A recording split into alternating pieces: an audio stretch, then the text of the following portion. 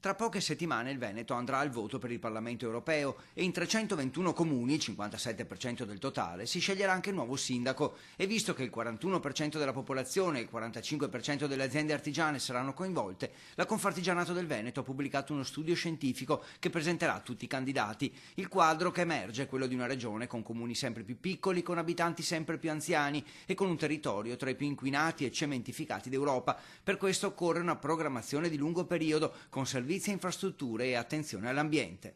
Quello del calo demografico sicuramente è uno dei problemi più importanti.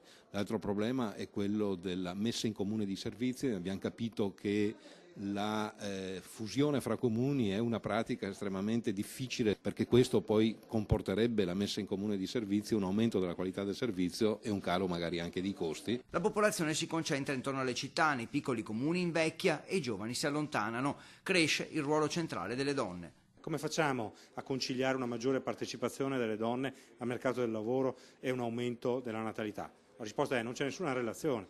In Germania, in Danimarca, in Olanda c'è una maggiore fertilità e una maggiore partecipazione delle donne al mercato del lavoro. Quindi si può fare. Ripartire dalla comunità per una crescita sostenibile, quindi la soluzione migliore è quella che preoccupa di meno.